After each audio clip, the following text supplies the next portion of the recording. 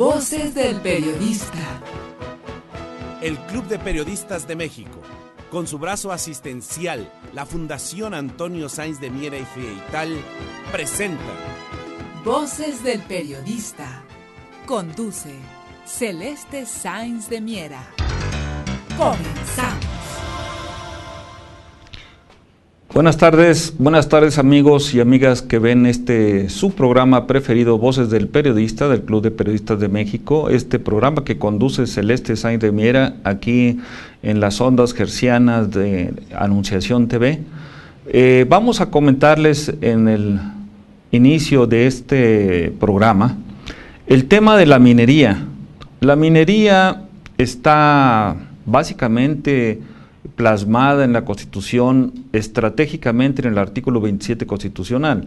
Es decir, que los recursos del subsuelo, ya sean hidrocarburos, minerales o agua, son de la nación, no son de alguien en lo particular, no es del gobierno que esté en funciones, no es de un grupo partidario, no es de algún personaje poderoso, sino es de todos los mexicanos. Entonces, por eso es parte de la problemática que estamos viendo en estos días de la discusión sobre las reformas fiscales, llamadas reformas estructurales en el sector financiero, en el sector político, en el sector nacional. En términos muy generales, la minería ha sido siempre el soporte por 400 años de la economía de este país. Desde la época de la colonia hasta el siglo XX, la minería fue medular, fue estratégica, fue importante no solamente para la producción de minerales como el oro y la plata, sino a través de programas muy específicos de la Secretaría de Hacienda para recaudar impuestos. Ahora que está el punto álgido de las negociaciones alrededor del tema fiscal en la minería, queremos comentarles lo siguiente. En el sexenio de Felipe Calderón, del Partido Acción Nacional, se entregaron 27,000 títulos de exploración y explotación de productos minerales, básicamente oro y plata. Se entregaron a 2,000 empresas canadienses que en este momento tienen 585 proyectos para explotación y beneficio principalmente del oro y la plata. Esto nos lleva a razonar, a reflexionar de si es importante que estemos en este momento otorgando tantos permisos, sobre todo a empresas canadienses, no porque tengamos nada contra ellos, se han entregado a empresas australianas, norteamericanas, británicas, chilenas, ecuatorianas, peruanas, chinas, japonesas, coreanas, etcétera. Se abrió México a la globalización, pero no ha habido control de lo que está sucediendo en este área tan importante, tan estratégica que es el sector minero. El valor agregado al sector minero pues, se le llama la metalurgia. Entonces, minero-metalurgia es un ente que significa que lo que tenemos que hacer es darle valor agregado a los productos que sacamos del subsuelo. Darle valor agregado en el país, no como está sucediendo que el valor agregado se le está dando en el exterior. Y luego irse compenetrando de los temas financieros, sobre todo de cómo se manejan los minerales en la bolsa, sobre todo la bolsa minera más importante del mundo, que es la bolsa de Vancouver.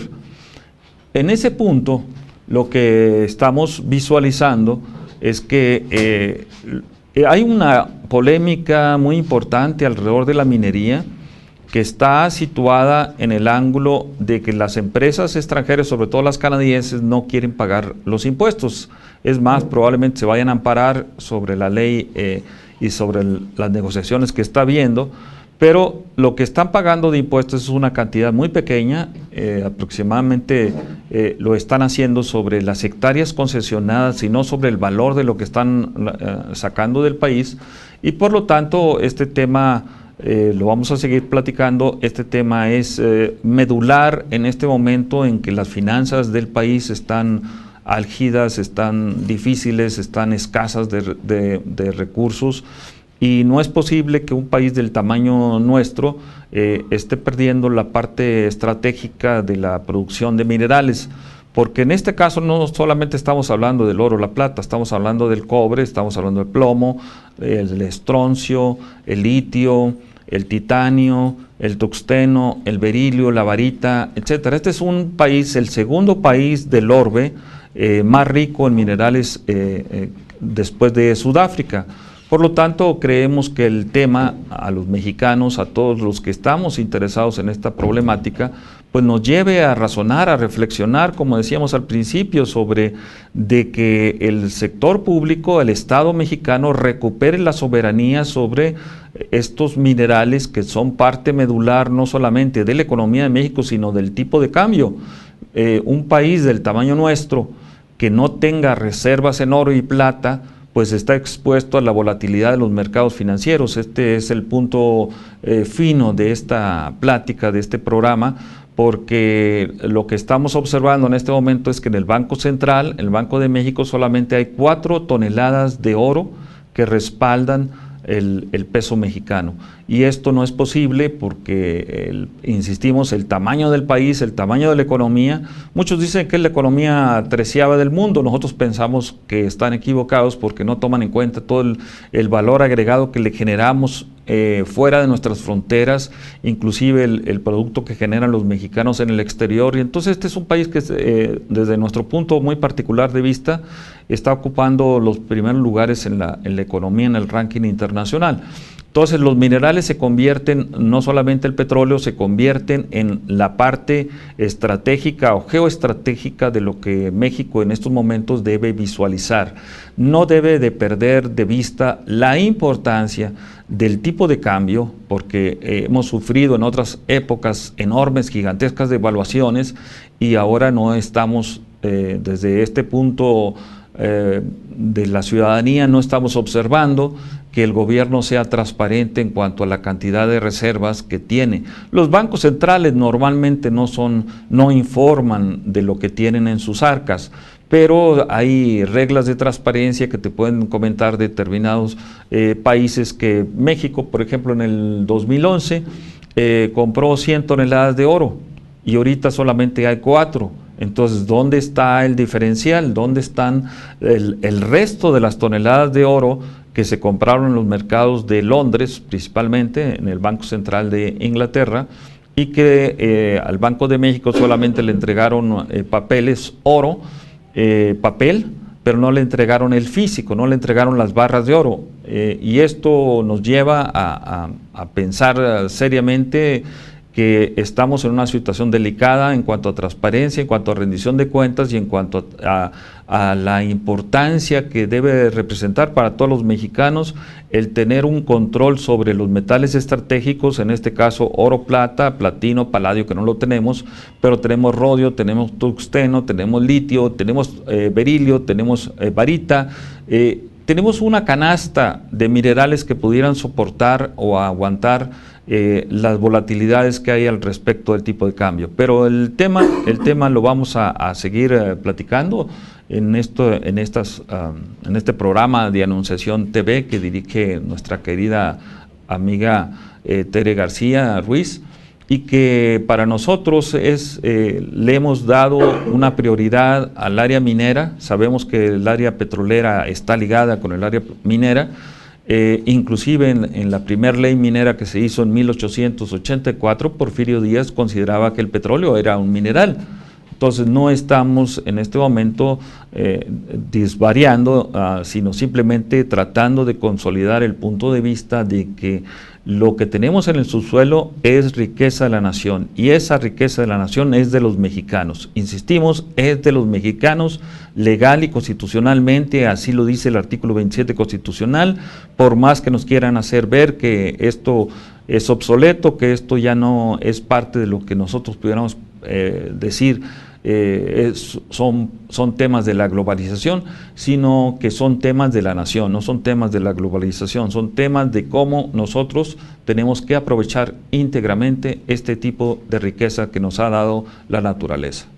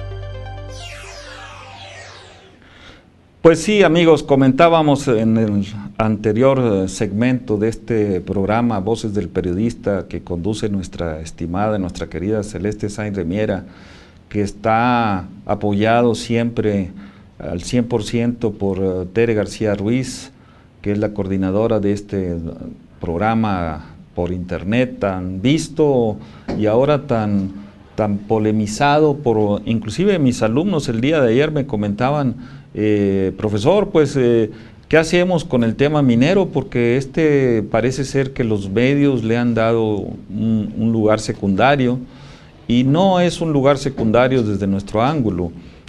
Insistíamos, Porfirio Díaz en 1884, cuando promulgó la primera ley minera, el petróleo era mineral. Y esto es parte de la problemática actual que tenemos ahorita, porque por ejemplo hay un recurso estratégico, el gas shale, que está básicamente localizado en el noreste de la República, en donde se le está dando esa categoría de mineral. No se le está observando como si fuera hidrocarburo, sino se le está dando la categoría de mineral. Y esto nos lleva pues siempre a reflexionar, a pensar, no sé, de alguna forma cómo manejarlo, pero a lo mejor pudieran ser ya arreglos de las clases políticas, porque el gas shale está considerado México en este momento como la potencia número 5 del mundo, después de Canadá, después de Rusia, después de Argentina y después de los Estados Unidos entraría México. Entonces el gas shale está ubicado en la zona noreste del país, y cuando no se habla mucho de esto, pues lleva a uno a pensar a lo mejor equivocadamente de que hay arreglos para que se le entreguen a ciertas empresas o ciertos personajes. Entonces, el punto que pudiéramos mencionar en este ángulo es que cuando se vinieron las privatizaciones obligadas por el Consenso de Washington de 1982, en donde México abandonó su tradicional modelo económico, en donde el Estado participaba activamente, nosotros nos tocó estar en ese momento en la Dirección General de Minero Metalurgia de la Secretaría de Energía y Minas e Industria Paraestatal, y en aquel momento teníamos 4 órganos de control y de vigilancia sobre el sector minero.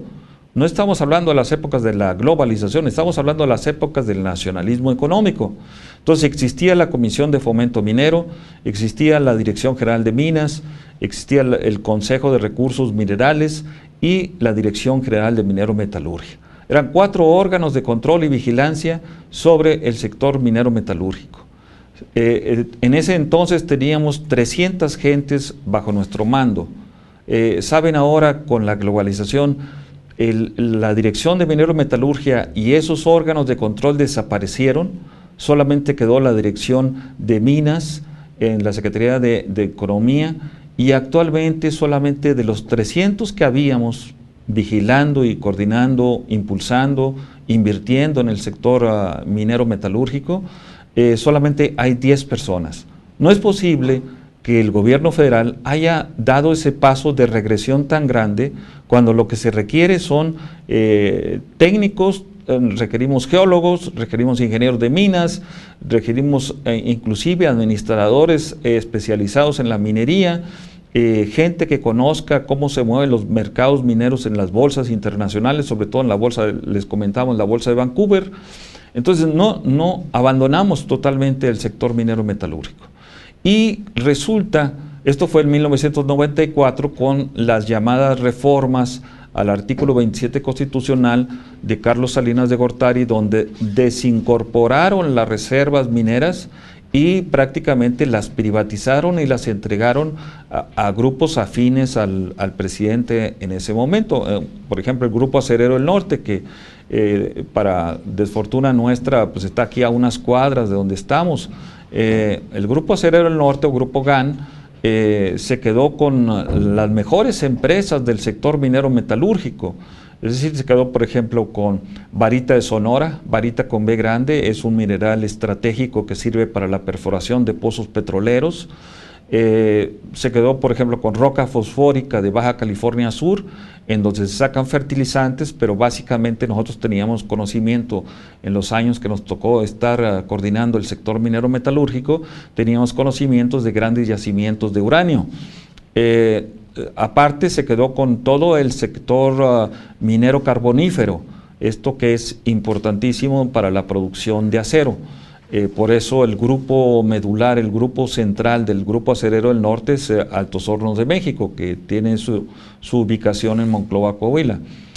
También se quedó con una, considerada en los años del nacionalismo económico, que consideramos la empresa número 1 en cuanto a modernización, en cuanto a capacitación y en cuanto a cuidado del medio ambiente, Minera Carbonífera Río Escondido, que se encuentra en Piedras Negras, Coahuila, y que obtiene de la tierra el carbón térmico que se le vende al complejo termoeléctrico José López Portillo, que también está ubicado en la zona de influencia de Piedras Negras, Coahuila.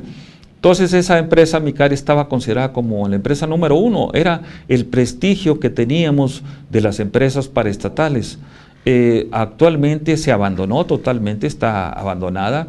Inclusive hay un documento de Mexico Report que está publicado nada menos que por el Congreso de los Estados Unidos, esto fue en 1993, en donde se hizo inclusive una audiencia pública. Imagínense ustedes, una audiencia pública en el Congreso de los Estados Unidos, en donde se tocaba este tipo de privatizaciones, y básicamente el Grupo Acerero del Norte, Micare, Altos Hornos, etcétera, y se comentaba y se comentó públicamente. Lo pueden ustedes buscar en las redes de internet, en los reportes del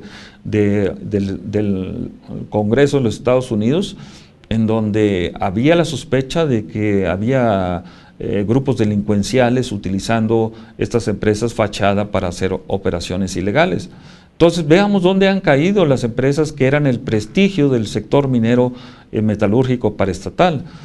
Han caído bajo sospecha ahora de estar bajo inclusive operaciones ilegales de lavado de dinero. Entonces teníamos otra empresa que también fue ideal para nosotros, líder en el análisis del sector minero metalúrgico, que era Real del Monte y Pachuca, que esta ha sido una de las empresas tradicionales del país en la producción de oro y plata. Desde los años de la colonia, fue de las primeras empresas de la colonia que fueron grandes productoras de oro y de plata. Entonces también se la quedó Grupo Acerero del Norte. Entonces todo esto nos lleva a pensar, inclusive podemos estar equivocados, pero nos lleva a pensar con documentación directa que hemos obtenido del Banco Mundial, directamente en la capital, en Washington.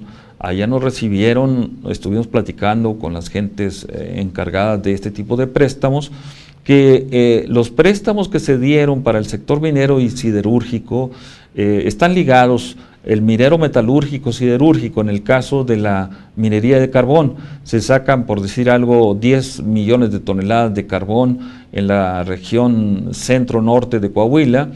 Estas se utilizan el 80% para la producción de acero.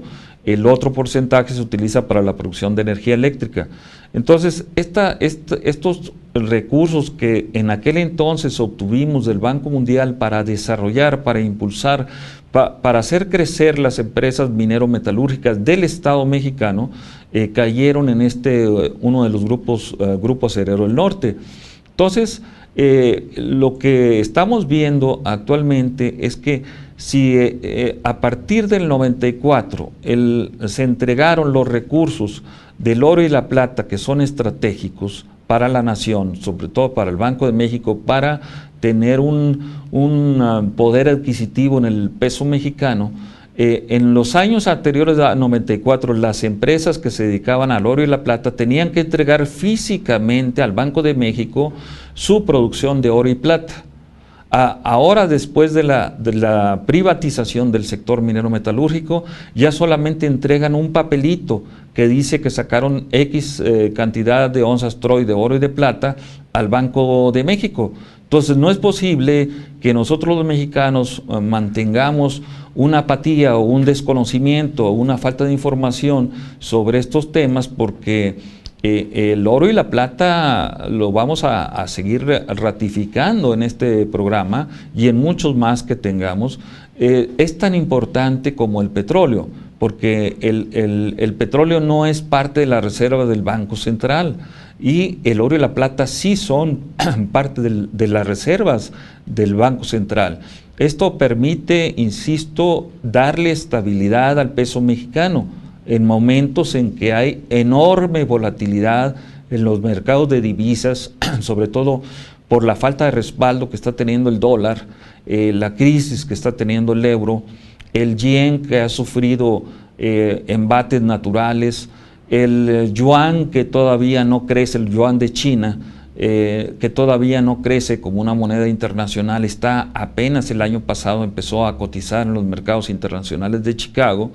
Entonces el peso mexicano empieza a ser utilizado en los mercados de futuros de la Bolsa de Chicago, el Chicago Mercantile Exchange, como una especie de paraguas de los inversionistas internacionales para protegerse de las posibles devaluaciones bruscas que tienen las monedas casi a diario.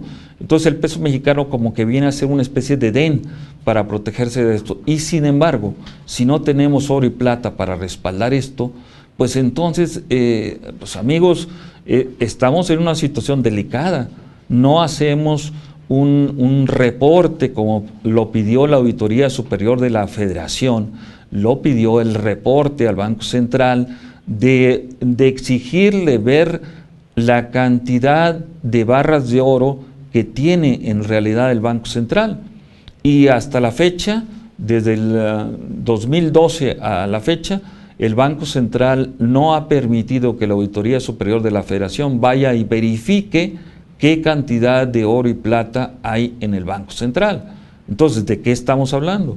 El señor gobernador del Banco Central, el doctor en Economía, Agustín Carstens, por la Universidad de Chicago, pues ha mostrado mucha insensibilidad a los requerimientos de la ciudadanía, a los requerimientos de la prensa, a los requerimientos de la Auditoría Superior de la Federación para nosotros los mexicanos tener una seguridad de que estamos en buenas manos, tener una seguridad de que no va a venir un proceso especulativo fuerte sobre el peso mexicano y que nos vayamos a sufrir, como ya hemos sufrido en otras ocasiones, de enormes, gigantescas devaluaciones. Entonces, esto es un tema, insistimos, el tema minero metalúrgico nos da directamente, nos pega directamente en la estabilidad del peso mexicano. El petróleo nos pega en las finanzas, en la parte de recaudación, en la parte de redistribución de la riqueza, pero el oro y la plata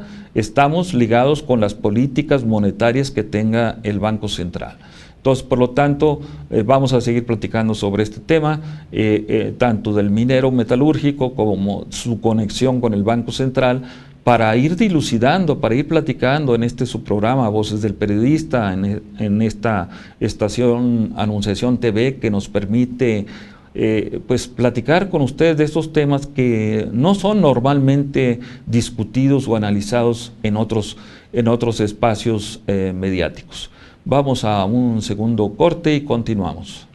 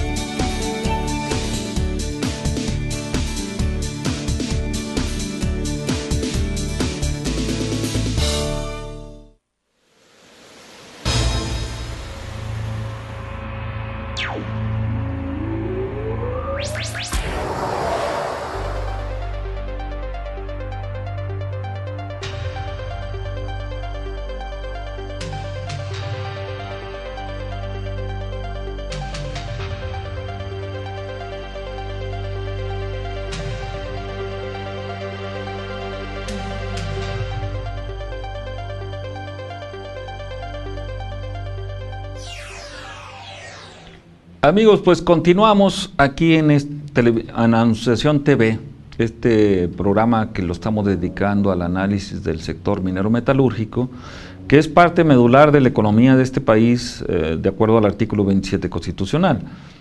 Para mí es indisoluble la minería, el petróleo y el agua, que es lo que plantea el 27 constitucional. Por lo tanto, le damos la importancia que debe tener este sector, que la sociedad, insistimos, no lo ha tocado o no lo observa o no lo ve con la importancia, con la prioridad que debería tener. Y recopilamos, resumimos y les decimos a ustedes, la importancia va en que el oro y la plata son parte de las reservas del Banco de México para darle estabilidad al peso mexicano. Entonces, si tuviéramos que el petróleo fuera parte de las reservas del Banco de México, pues eso sería otro cantar, pero en este momento son estos minerales llamados metales preciosos, en los cuales está el platino y el paladio, pero no tenemos ni platino ni paladio.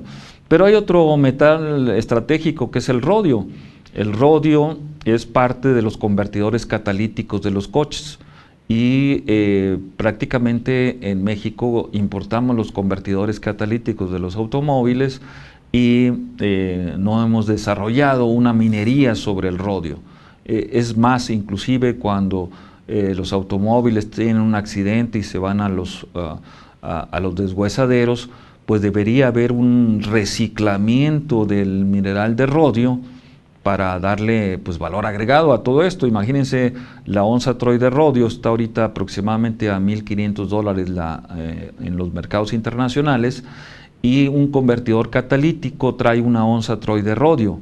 Entonces, por lo tanto, cuando a usted les vendan los convertidores catalíticos, piensen nada más en el valor que tiene el rodio, y eso debería ser el precio de un convertidor catalítico. Un convertidor catalítico es para evitar o paliar la contaminación que tiene la gran Ciudad de México, Monterrey o Guadalajara.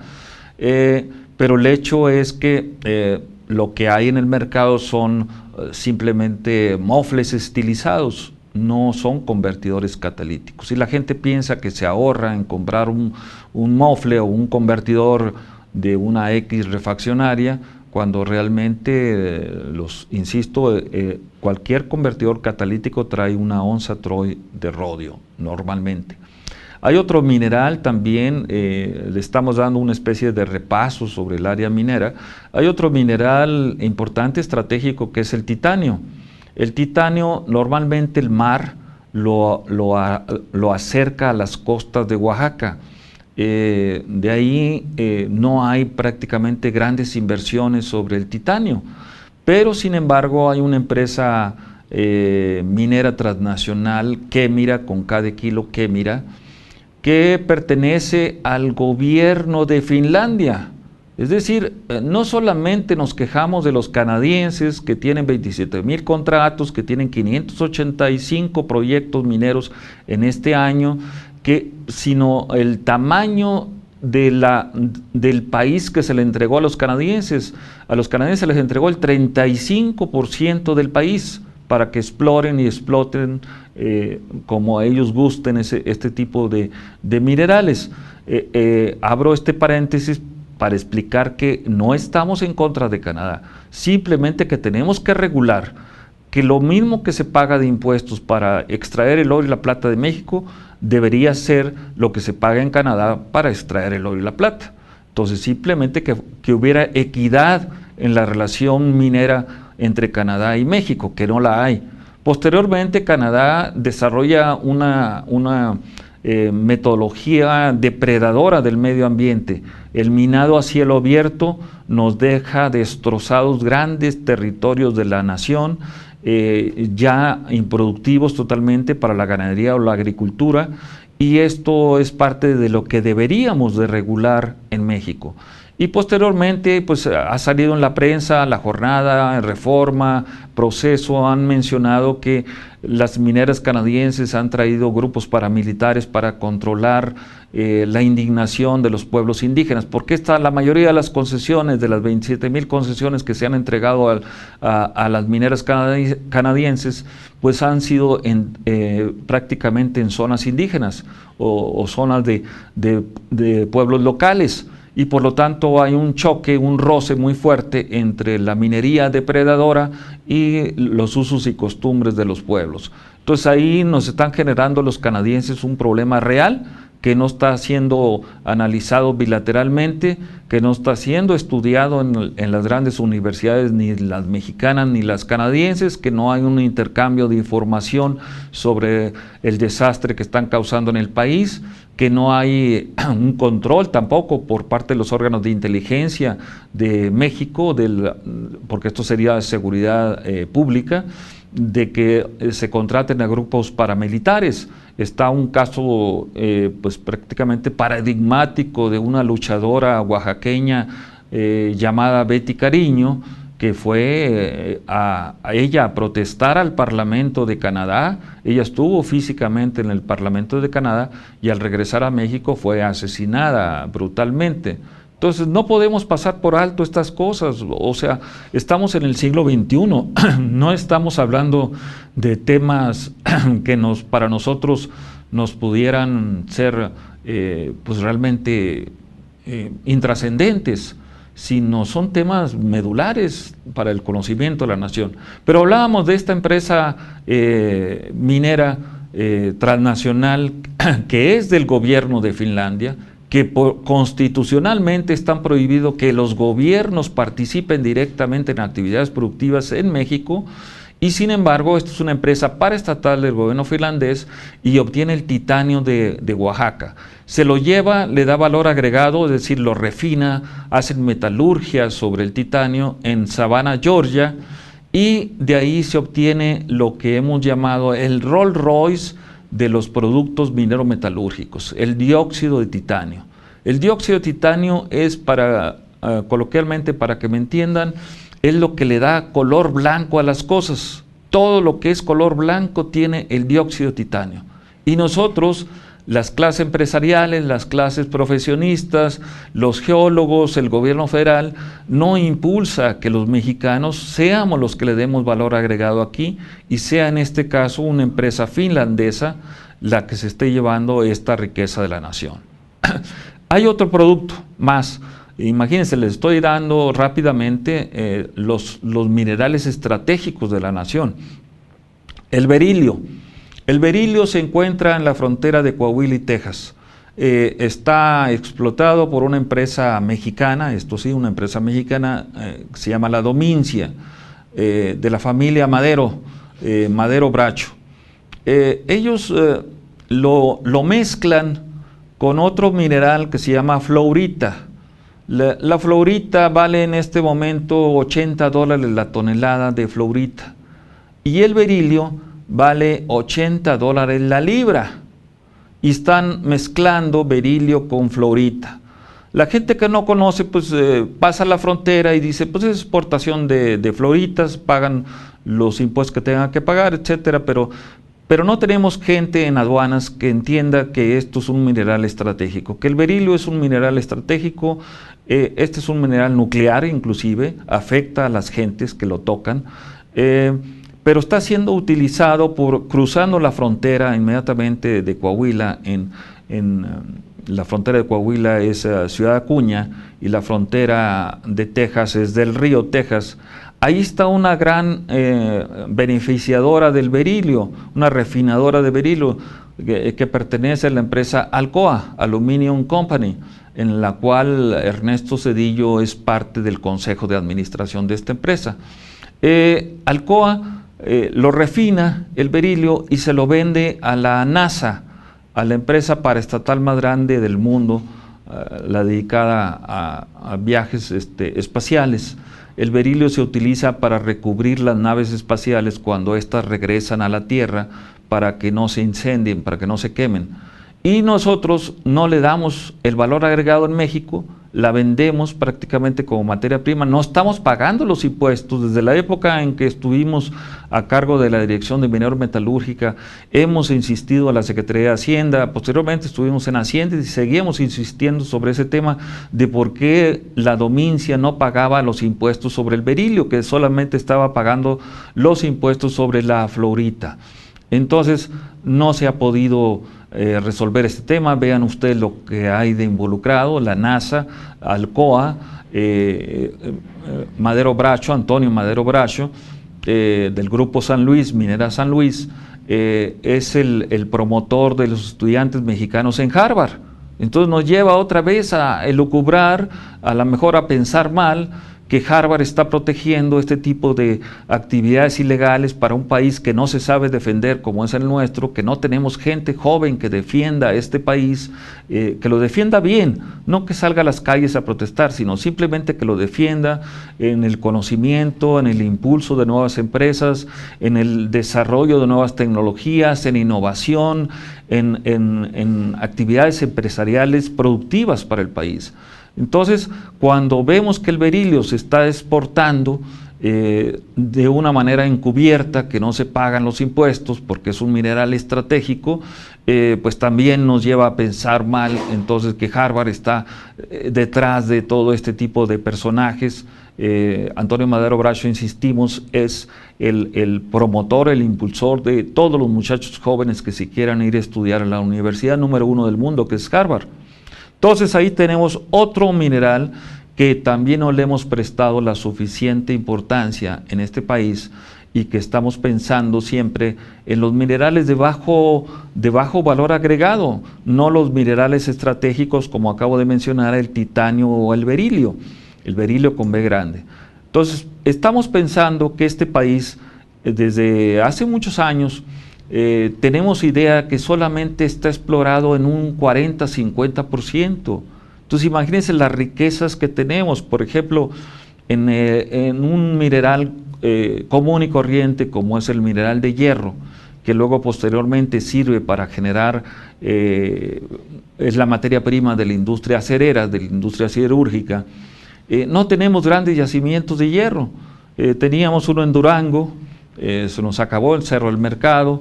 Luego teníamos otro en Chihuahua, que todavía le estamos dando producción, La Perla en Chihuahua, en el desierto chihuahuense. Por cierto, abro otro paréntesis, ahí en la época que nos tocó estar en la Dirección General de Minería Metalúrgica, construimos el segundo ferroducto más grande del mundo.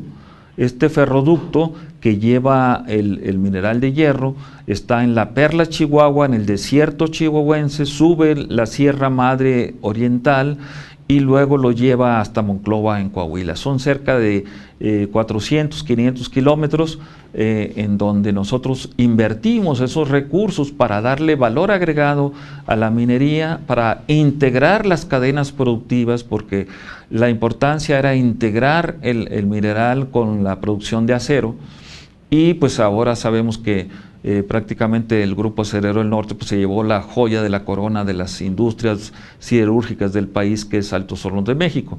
Entonces decíamos, no hay grandes yacimientos de hierro. Luego tenemos acá en Colima otro gigantesco yacimiento de hierro, Peña Colorada, que es el que surte a Sicarza, Siderúrgica Lázaro Cárdenas Las Truchas, que por cierto, otro paréntesis, esa empresa fue impulsada por el presidente Echeverría de acuerdo con el general Lázaro Cárdenas para darle valor agregado en México y luego sacar el producto siderúrgico y llevárselo a China.